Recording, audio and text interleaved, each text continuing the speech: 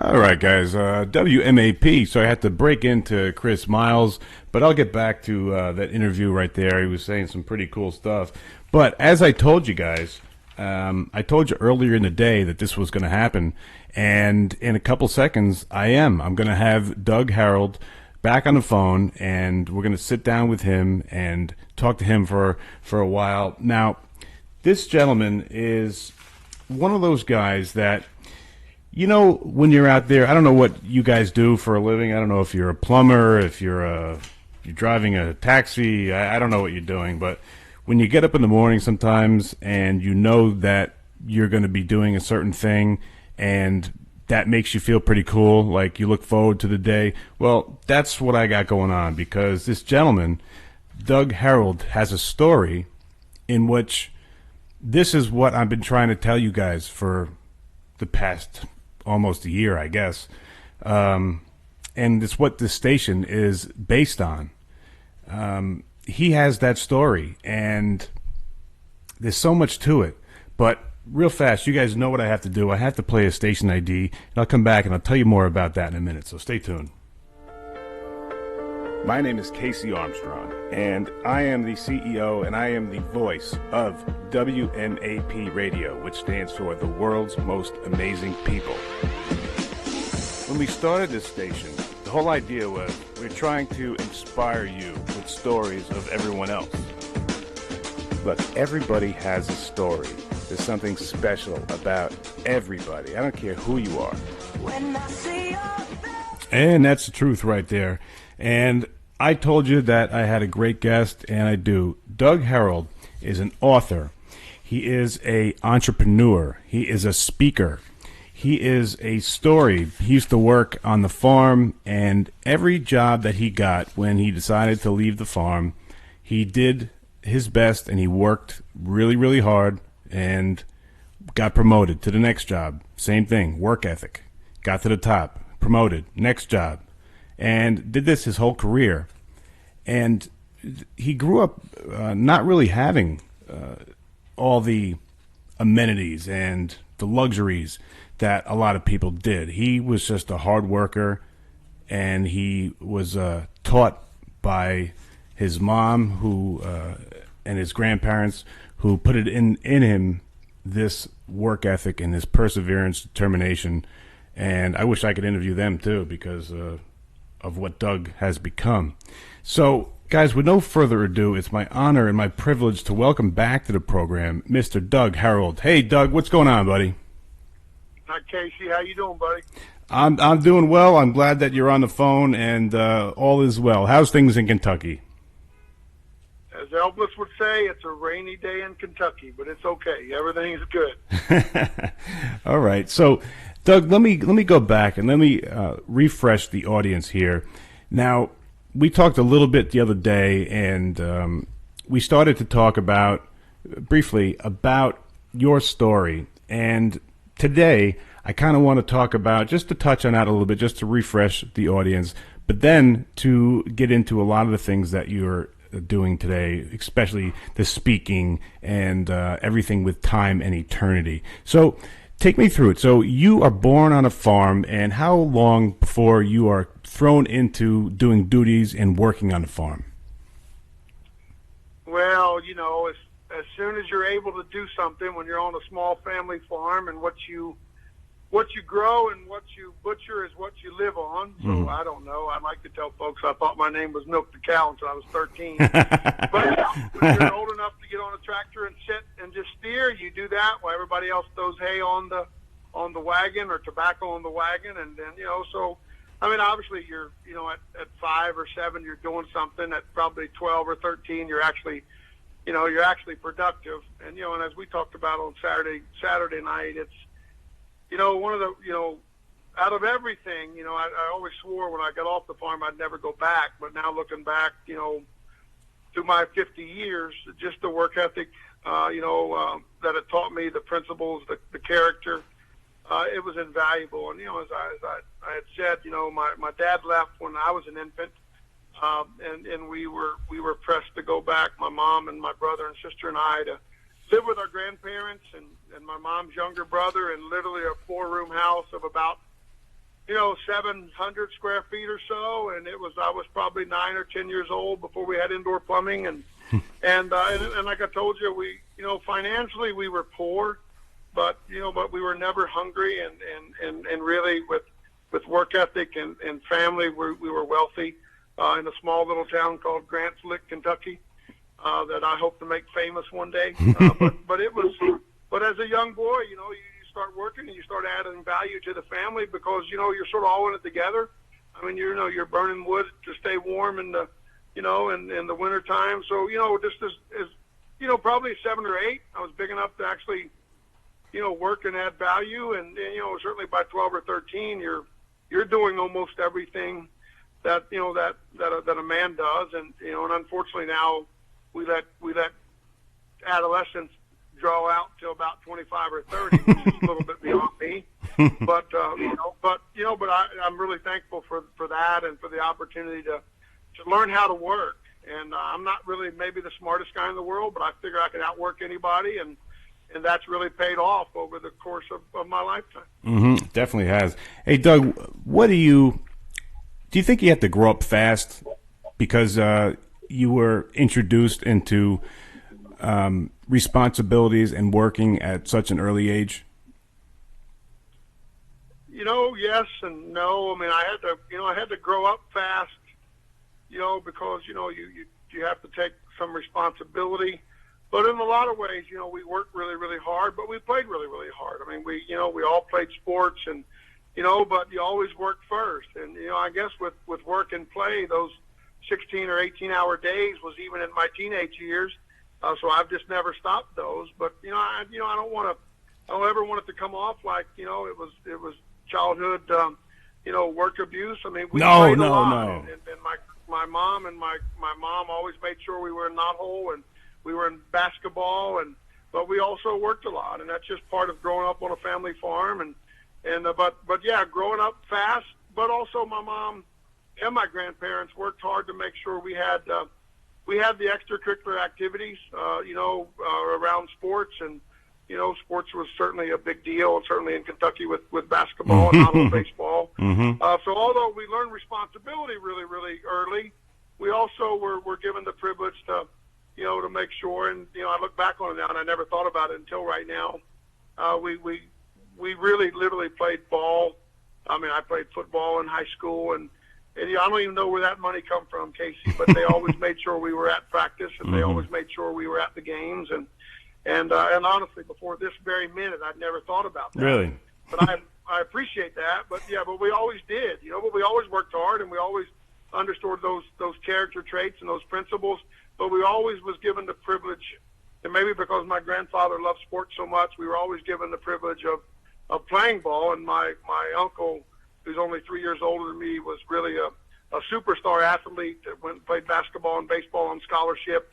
So, he was sort of the baby boy and the pride of the family. So we got to really enjoy that too. So really, I mean, it was a really special life, but the financial poverty, and I tell this story in my first book. I mean, I remember as a young kid asking my mom to bring me home a bag of Fritos.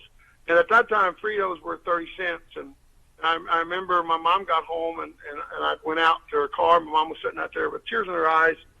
And I asked her where my Fritos were. And literally, she said, honey, I don't have the money to get them. So, financially, things were really, really tight, but we were never hungry. And we were never without love, and we were never without responsibilities and duties, So I used to say that, I was raised poor, but when you say that, poverty's around hunger. I was never hungry, ever in my life. So we were raised without a lot of monetary benefits, but we always had love, and we always had food. We always had good food. In Kentucky, it was pinto beans and cornbread and biscuits and gravy, and now it's my 2 favorite foods. So my little girl tells me that, Dad, you grew up lucky because you got to eat your favorite food every day.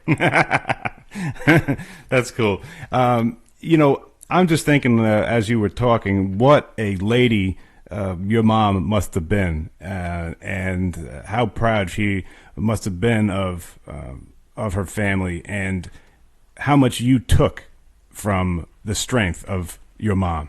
Is that accurate? Yeah, that's accurate. My mom, my mom obviously at a young age. My mom was 20 years old when she had me, and I was her second child. So at a young age, she was pressed into motherhood, but then also by herself. So literally, she dedicated her life to us three kids. My mom never dated, and my mom was absolutely, a gorgeous lady, and even today at 70 is still very beautiful. And there was a country song when I grew up that if you happen to see the most beautiful girl in the world, I thought that song was about my mom. How cool. But she literally just sacrificed and worked and literally dedicated her life to us kids. And even to this day, she had never remarried. And obviously she went through a lot of trouble and a lot of abuse inside of her marriage, and certainly a lot of ways emotionally it had hurt her. But man, her work ethic and her dedication to us three kids was really remarkable, and you can't explain what that means to you.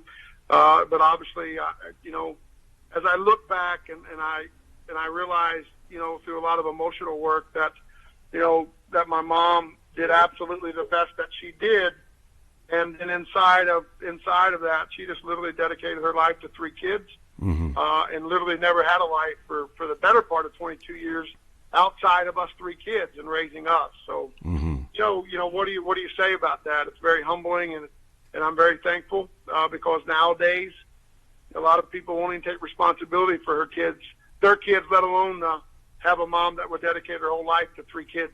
And that's something special. And your mom definitely is one of the world's most amazing people. So now we're getting a little background on Doug and where he came from and how this all started. And time and eternity, that is something that I'm going to discuss with you guys later. But it's all building up to that. So, Doug, I have to ask now, during this period in your life when you're working and you're just about to become an adult, did you stash away like a notebook or something like that? Because later on, of course, everyone knows you became a very popular and effective writer. Did you start back then, or did this just the writing bug, did that just hit you after you became successful? Well, I didn't start back then. I sort of bluffed my way through high school. I was always the teacher's pet, and to be honest with you, in my first book, when I literally was a functioning illiterate. I couldn't read at the age of 25, literally. Wow. And then I was called into the ministry, and I learned to read and put myself back through school, and literally up until, Casey, the last promotion that I got, which was vice president of manufacturing, every title and every promotion that I'd ever got, I had to learn to spell it. Wow. And I'm not proud of that, and now I'm very proud that I got three daughters that have been through college and one's in law school. But in Kentucky, education was just not important back then. Certainly in my family, it was just about work, and you get out of school and you get a job. But I literally could probably read on a first or second grade level, maybe at the age of 25, and so that's part of what I want to do. And I've probably read 700 or 800 books, or listened to 700 or 800 books in the last 4 or 5 years because I think I started late, and I really missed that. But what happened to me at the age of 40? I sort of went through that crucible of life. I had been to the place where I'd outdone, most folks in my family monetarily and through position in life, and yet I was sort of empty. And by that time, I'd been back through college, and I had learned how to read and write, and all that fun stuff. And then honestly, I'd got so much help inside of the emotional arena. And from the age of probably 40 to 46, that I was no longer ashamed of the emotional work that I'd went through. For 5 or 6 years, I'd went through to a child psychologist to understand why I could be so full and rich on the outside and yet so empty and broken on the inside. Because my personality was that of which, if I don't fix this thing, I don't want to be here. Yeah, that's when that it's tough, and it's for real if you have that type of attitude. Because I understand too. You probably grew up old school. What would your grandfather think about you going to see somebody for help? Do you think he would understand that? No, I don't. Yeah. And I think now he would have probably had grace, but just the reality is, that stigma, certainly in Kentucky and in the Midwest, the stigma of a psychologist, what's wrong with you? I mean, in the Christian world, all you need was Jesus, and right. the other world, just dope yourself out of your head or drink yourself out of your head. And but for me, even in the Christian world, I just knew that something had to be better. You were missing. Something was missing. Yeah, something was missing, exactly. And I got so much help through that process that I, in Scripture, there's a passage in the book of Romans that says, tribulation worketh patience, patience experience hope, and then hope maketh not ashamed. I literally lived that passage, and I had gotten so much help, and I saw so many people of my generation in the northern Kentucky, Cincinnati area. There's thousands of people that go to bed broken every night, that has everything the world says they should have to be happy, and yet they're not happy. And I really had got so much help that I wanted to give folks hope. And so that's the story, and Hope for Time and Eternity, My Life Through My Eyes is my first book. But I had gotten so much hope that I was no longer ashamed of what people thought. And then when I wrote that book, and I just literally told all, I lost some Christian friends. I lost some preacher friends that backed off of me, and because as we talked the other night, everybody has a box for you, and as soon as you begin to get out of that box, they begin to get uncomfortable. But honestly, I had gotten so much help that I was telling my story one day, and there's a lovely lady out of Columbus, Ohio named Teresa Black. She come up to me and she said, I want to write your story.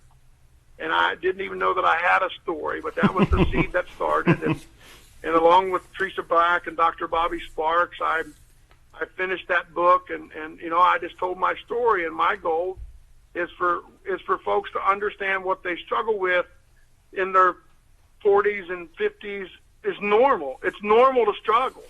And certainly in the Midwest, and I think lots of other places, the stigma is that there's something wrong with you. So we spend so much time showing everybody the outside because we're terrified that they'll see on the inside. Yep. But yet on the inside is where all the preciousness comes from. And for us to learn to be real and to be vulnerable, that's where all the power and the strength come from. And that's how we affect other people's lives, and that's how we help people. So that's how come I wrote the book, because I had gotten so much help, and I knew that I had something that could help other people, and I just wasn't going to hide it. That's awesome. And guys, remember I was telling you about time and eternity? Well, we're getting to it. See, when Doug wrote that book, that was probably, I would think, Doug, and you correct me if I'm wrong here, but it was probably one of the hardest things that you ever had to do is to admit all these things and to come clean and just to, just throw everything out there. You were almost like a sacrificial lamb, because you were looking for other people. You might feel this way too, and here I am. I'm going to put it out there. I'm going to be brave enough and do it. Am I accurate at all?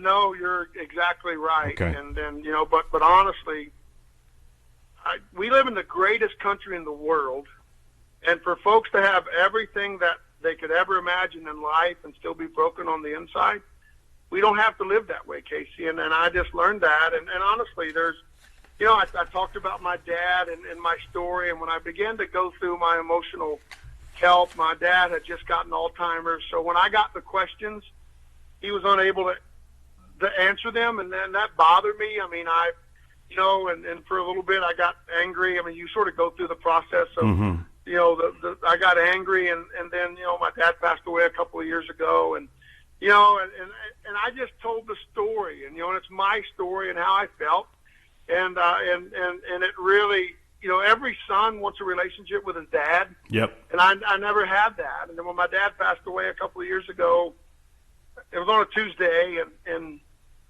I just, I didn't feel anything. My little sister's in Cleveland, and she said, I'm not coming to the funeral because he's never been a dad to us. And I got all of that, but I loved my dad, and I tried to minister to my dad. And so I stepped in the shower on Thursday to get ready to go to the funeral, and I just lost it, and I recognized that the hope that I had had for 48 years to have a relationship with my dad was really taken away, because, death's final.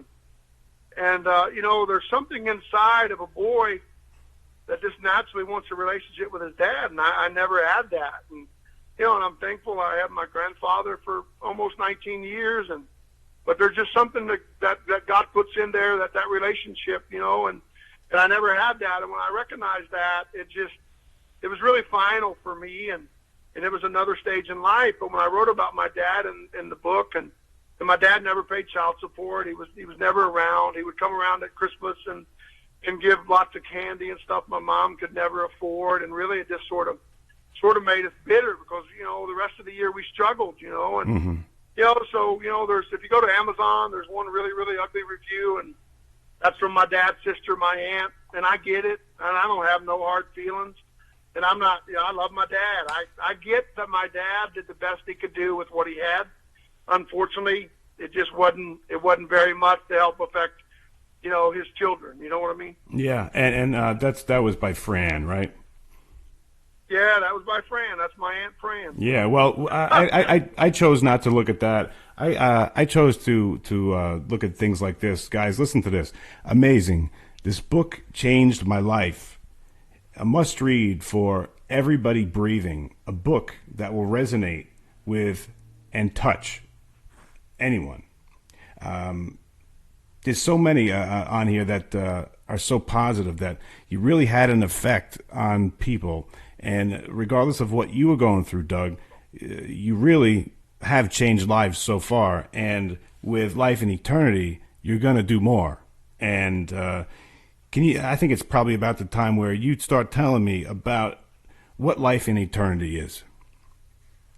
Well, you know, Time in Eternity is, you know, it's a platform, because you know, as a minister of the gospel, I believe there's an eternity, but I also believe unless you can affect people's life inside of time, very seldom do you ever get to affect them for eternity.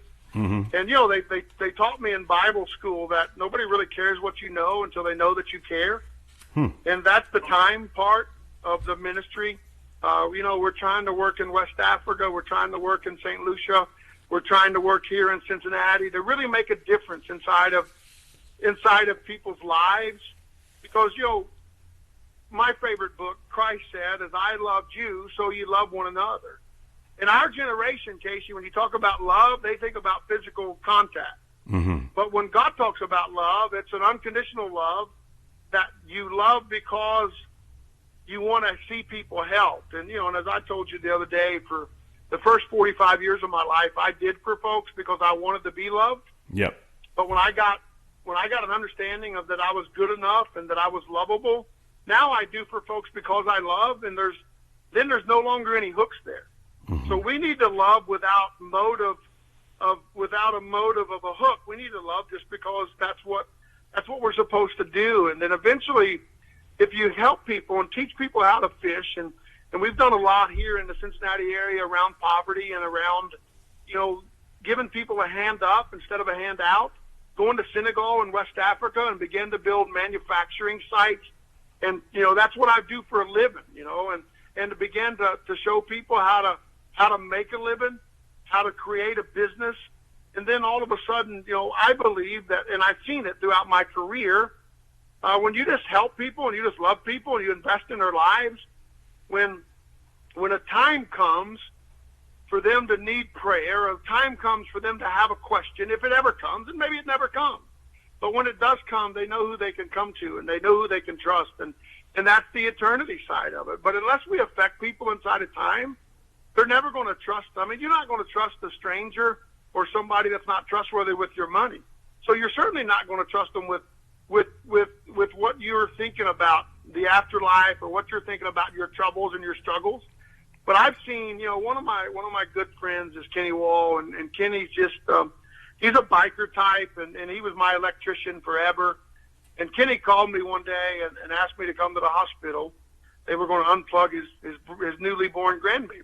Oh. And Kenny's a rough guy, you know, and he looks the part, and I got to go down there and be in the room as they unplugged that little baby, and as they passed that little baby around, and by the time they passed that little baby around the room, that little baby was gone.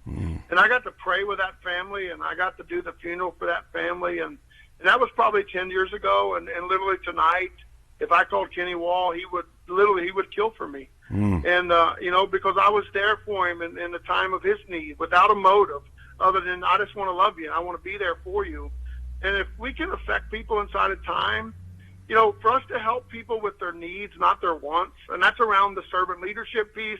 That's around how we behave to one another. I mean, we live in a world of competition instead of a world of collaboration. And you and I were talking last night on the phone. We could get so much more done if we don't worry about who gets the credit. We just want to affect people's lives. And that's really what I want to do. And that's what Time and Eternity is. It's around, personal development. It's around business development. And even inside of business, we live in a day and age where people usually walk and leave a business because of their boss. I want to eradicate the word boss. And I want to teach folks servant leadership that Toyota certainly has made famous and has become the world's best manufacturer. But it's about how you treat people, whether it's in life, whether it's in business. But, treating them, I mean, it's the golden rule sort of on steroids. It's not treat them as you'd want to be treated, but treat them as they'd want to be treated. Mm-hmm. And respect and mutual respect and just loving people, I believe really goes a long way. And unfortunately, it's so rare that most folks it takes you a year or two to even get in most folks because they think you have a motive. Because most people that's ever tried to do for them has always had a hook in what they were doing. Right. But when you just love folks and help folks without any hook, it's amazing. It's amazing how we can change lives, and that's what I want to do, and that's what I do around my speaking and around teaching servant leadership, and that's what Time and Eternity does, and that's what our goal is. That's amazing. Guys, if you're just tuning in, I'm talking to the great Doug Herald, and we're talking about Time and Eternity, and that's the website. It's timeandeternity.net, and there are so many different things that Doug does, and we're going to speak about all of them. He is a speaker. He goes around and he talks to small businesses, talks to people, and he also is an author. And at Time and Eternity, there are a bunch of fundamentals, which I really would like to ask Doug about. So let me just start with this, Doug. What is the company mission and vision, the strategic planning? Well, I don't have it in front of me. You have it in front of you. But, our mission is to be able to affect people through, in the business side, through deep engagement of employees. In a manufacturing environment where I've been for the last several years. I mean, there's 550 people, and they're the experts. And our job as leaders is, how do we serve you as an employee to help you do your job? Mm-hmm. So when you take the servant leadership and you sort of take the leadership pyramid that we're all familiar with, president, vice president, directors, managers, supervisors, and employees and customers, and you flip that thing upside down, and then the president's sole job, I'm a vice president, my president's sole job is, what can I do, Doug, to make you successful? And my job is, what can I do to make those folks that are traditionally underneath me successful, but now those folks that I serve. And I like to say that I work for 500 people versus the old saying of 500 people work for me. And that's around the servant leadership. And then, also around, personal development, being able to help folks. I say this a lot. I believe the greatest investment that a person could ever make is in themselves. Mm-hmm. And I believe that I believe we all should want to reach our God-given potential.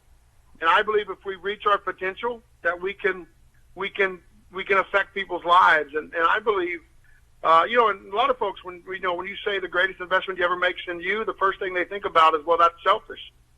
I tend that not willing to make an investment in you selfish, because then other folks can enjoy the fruit and the flower and the fragrance of your labor. And I think life is sort of like an apple tree. Mm-hmm.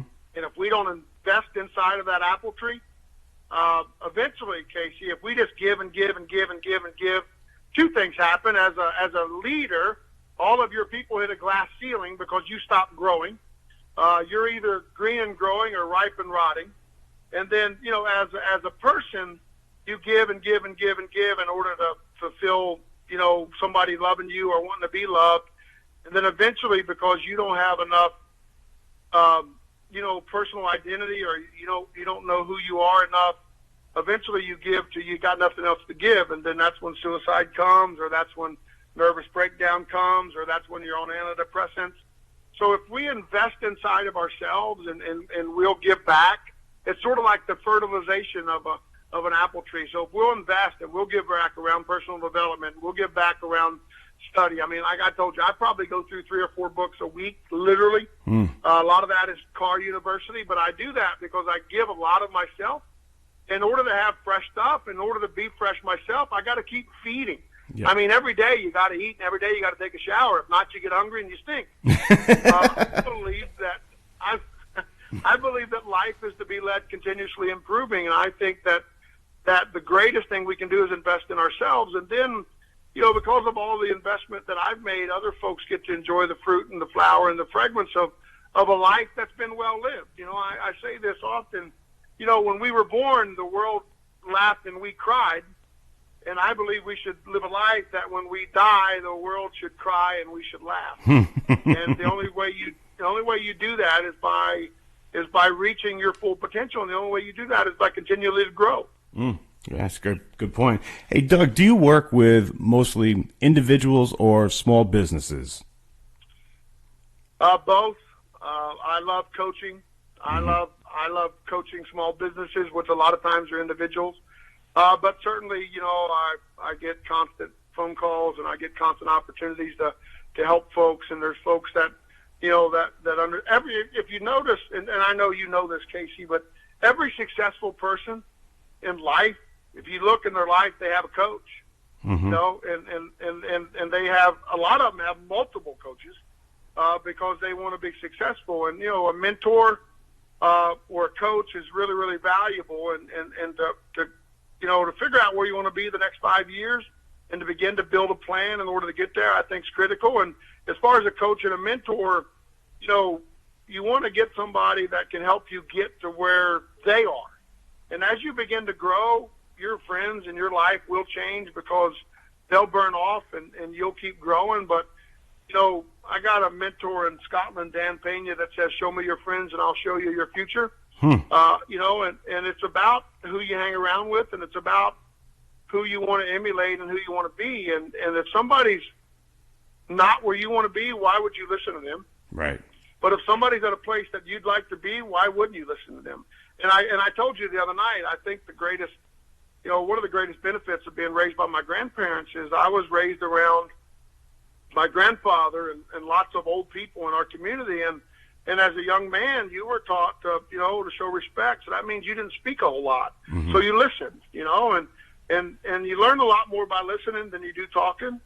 And I've been fortunate in that area to understand that if I'm around somebody that's a lot smarter than I am on a subject that I'm interested in, I want to know what they know, because I know what I know. The important thing is to understand what they know and to grow from it. And that's, so I love coaching. I love mentoring. I really love speaking. And then, I love working with small businesses or big businesses because you get to affect the whole organization. And I believe inside of business, if you'll use the model that I've been fortunate enough to be taught and now teach, it changes people's lives. And not only does it change the bottom line of the financial prosperity of a company, it also if an employee leaves work and know that they've been successful, their whole life's better. They go home in a different mood. They go home. You and I both know people that literally, every time you talk to them, are constantly complaining about their job. The life's too short to complain about a job. Right. It really is. But also as leaders in a company, we should be willing to change that. And Toyota calls it the mutual prosperity of both company and employee. But without a company, there's no employees. But without an employee, there's no company. So we got to learn to work together. And we got to learn to engage our employees and all of that brain power. We in lean manufacturing, they talk about waste. I believe the biggest waste that walks out every day of any company is the thoughts and ideals in the minds of the employees. And the only way you capture that is to get them engaged and give them a platform to bring their ideals up without feeling stupid, and bring their ideals up without retribution, and bring their ideals up because we respect them and we understand that They do it literally every day. I'm in a non-value-added job as a vice president. I don't make any product. The only thing I can do is serve people and remove roadblocks for them to be successful. And the folks that are being successful are the folks that are in value-added positions. And if we can make their life better and give them some respect around their job and themselves, I firmly believe when they go home, their attitude is different. I believe their family's better, their marriage is better, they're a better part of society. And I believe the dynamic is so important, and I believe the opportunity is just right there, and that's what we try to do inside of Time and Eternity, and we're passionate about it. Well, that really comes across. And again, I'm speaking with Doug Herald, and the website is timeandeternity.net. And I invite everyone to go on there and check out what is talked about there. Excuse me, and what is coming up in the future. Doug is available to go speak to your business, speak to your school, to your organization. And this is a message that you want to hear because it's coming from someone who is not talking down to you, is talking with you. This is somebody who's been through the struggles that you've been through, and he's not afraid to put it down on paper. And that is admirable, admirable. And one thing that I want to ask Doug is he grew from job to job and pretty soon was on the top and could not get any further, but yet he was still empty. And he made reference to it a little bit before. But I kind of want to get into that, Doug. Why do you think that you were so successful, but it was empty? What did you come up with? Because that is something that's very hard to make sense out of. Well, I was so successful because I was driven to prove that my mama was a great lady, and then honestly that I was worth something. You know, when we were coming up as kids, I mean, 1966 when my dad left and I was born. It's not like it is today. Divorce in the middle of Kentucky wasn't really normal. We were literally called Alvina's little bastard children, literally. And it wasn't disrespect. That's just what we were called, you know. And I think part of that drive was to prove that I was worth something. And then every time I'd be successful, all the lies that I had told myself would come back, and I would self-destruct. And at the end of the day, I think, you know, the world calls it midlife crisis. We spend the first 40 years doing everything the world says to do to get the American dream and to be happy, and we get all of that stuff, and we realize that stuff doesn't make us happy. Mm-hmm. And the reality, happiness is, you know, is internal. It's intrinsic, not external. And, you know, I've got the opportunity to go all over the world, and I saw folks with absolutely nothing in the mountain yards of Vietnam and the orphanages of Vietnam that really had joy. I've been to Russia in 1987 and 97, and I watched folks that really had nothing and didn't have joy because they'd been lied to for all of these years. But I think that, you know, for me, it was striving to be everything that I thought everybody else wanted me to be, and to be good enough.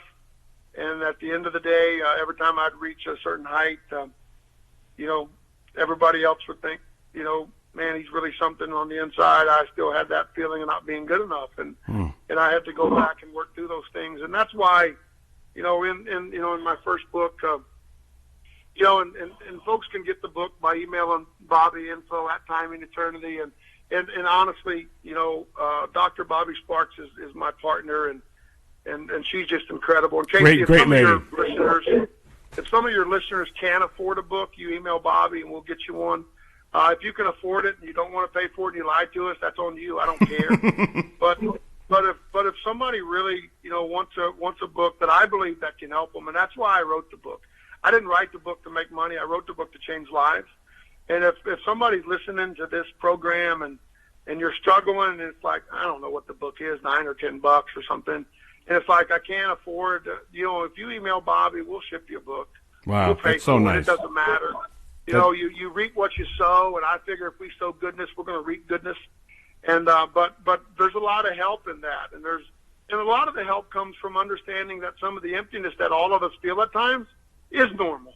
And we need to be able to raise our hand. You know, I was in a church for a long, long time, and as a pastor, and what I realized about religion, our churches, a lot of them had gotten to the place where you just couldn't raise your hand and say, hey, could you pray for me? I'm just struggling. Because if you were struggling, folks thought there was something wrong with you. If you say you're not struggling, there's something wrong with you. You're a liar. Right. Because Everyone's struggling. Nobody lives life on a mountaintop. I mean, we live life in the peaks and the valleys. That's what continuous improvement is. I mean, continuous improvement's never straight up in business or in life. It's the ups and downs with hopefully a trend line that's moving up toward the goal. Mm-hmm. Very true. Guys, if you're just tuning in here, I'm talking with Doug Herald, and you need to go to this website, Time and Eternity. It's www.timeandeternity.net. There are books that you need to read, and there are some topics and leadership development. There's so much meat in this site you need to go to. Hey, Doug, where do you see Time and Eternity in the next 10 years? I see it as a $100 million business that's changing the world, and that's giving away a lot more money than it's bringing in. Amen. And it's giving it away, the right way, and teaching people how to work, teaching people how to take what we're able to give them and make more out of it and make more jobs. So, you know, traditional missionaries inside of churches have gone into countries and started churches, and then some of them, if you do it right, you give it to a national pastor and you move away. That's what we want to do with businesses. You know, there's billions of dollars given to charities every year, and there's not a lot of sustainable products that come out of that billions of dollars. And I want to create something that I can go show folks the sustainability of where they put their money, where we put our money, and then they could go back 10 years from now and not only see it, but see the fruit of it multiplying, because we're teaching the principles that somebody else can go teach other folks. Mm-hmm. And, you know, and like our country and the state of the country of Senegal, which in West Africa, America will give somewhere in the neighborhood of $800 million this year to West Africa, Senegal. Wow. And honestly, you go there and there's not a lot of show for it. If somebody gave me $800 million, we would literally change the world. Mm-hmm. Because I want to go do sustainable stuff. And just like what you want to do, we want to make a difference in the world. And there is enough money, but we got to have people with character that will go out and lead, and they care more about people than they do monetary benefit. Mm-hmm. The monetary benefit, if you add value, wealth will always come. But if you don't add value, you don't deserve wealth. I mean, if you want to complain about being hungry in the fall, and yet in the springtime you wasn't willing to plant, there's something wrong with that. Yep, I you make so many good points here, Doug. And one thing that I really wanted to know here is, I know when you were coming up, you had some naysayers, and you had some people that never thought that you could be where you are right now, in a position where you're helping people and you're giving yourself to help people. What do you think you can say now that why didn't those people believe in you? Well, most people won't believe in you because they're too worried about themselves. And what I've learned, honestly, tonight I could tell you with an honest heart that there's not a person in the world that couldn't ring my phone and I wouldn't go to them. And that's a pretty sweet place to be in life. There's folks that jealousy, or because of their own inadequacy, they want to bring down everybody else like lobsters in a pot, Right. But the reality is it hurts. And it hurts because the people that judge you don't even know you. But the reality is, to whom you answer to, they become your judge. And although it still hurts, we used to say as kids, sticks and stones will break my bones, but words will never hurt me. But the reality is words do hurt. Mm-hmm. My favorite book says that death and life is in the power of the tongue. Death first. And so often we're not conscious of the words that we speak that hurt people. And it does hurt, but the reality, they only hurt because they're hurting. Hurting people hurt people, Casey. And if we can't get to the place in life where we can minister to that broken heart, they'll never do anything except detract from the world instead of add to the world. And honestly, great peace have all they that love thy law, and nothing shall offend them. It hurts, but I've gotten past it, because if people can stop you, you'll never do anything. Mm-hmm. And but you just got to go forward. There's always going to be naysayers. I mean, there's been some dear friends of mine that really shunned me because of the book, and now they come around. And one of my really, really good friends, really had a hard time with the book, but yet was really having a hard time, a lot like my life. And I begged him, Casey, to try to take a break from his ministry and work on himself. And he said to me one day in the fall, he said, what would my people think if their pastor resigned his church and took a break? And then March, less than 6 months, he took a .45 Magnum, put it to his chest, and pulled the trigger in front of his wife. And as I was driving to Tennessee to do the funeral, honestly, Casey, I was mad, because what does his people and his wife and his children think now when their preacher could never be real enough to say, I have a problem. Right. And now we're going to bury him, and that's what the lies that we tell ourselves do. And I know we're running out of time, but the subconscious mind that we constantly tell ourselves that we're not good enough and we can't do it, we're lying to ourselves. And one of the greatest things in the world to do is stop lying to yourself and have the confidence to go try something. If you never fail in life, you're never doing anything. And as you know as well as I do, all of the high-performance books tell you to fail fast, because you learn by doing and you learn by failing. Mm-hmm. So, when people talk, they just talk. My grandpa used to have a saying, tell them to hang it up and butt at it. I don't know what that means. somebody get mad at him, he'd say, tell them to hang it up and butt at it. You can't live your life worried about what everybody else thinks, because if you do that, you'll never reach your potential. And guys, and on that, we have to say goodbye to Doug Herald, and we're going to be hearing from him in another week or two. We have another conversation, and I got to tell you, Doug, this was one of the most candid and honest interviews that I have done in a long time, and I see the passion that you have for helping people, and even using your own experience and your own example to bring people up, not down. And that, to me, is why you're one of the world's most amazing people. Well, Casey, I appreciate it. I really appreciate you, and I love what you're doing, and I love you. And if there's something I can do to help, all you got to do is call. You're the best. All right, Doug, thanks again. All right, buddy. Thank you. God bless. Guys, that was Doug Herald. And go to the website. Go to timeandeternity.net. And he was so cool, he even said, look, if you can't afford the book, he's going to send it to you. So get on there and contact Bobby, and that will be taken care of. What a great guest. I love ending on that. Terrific.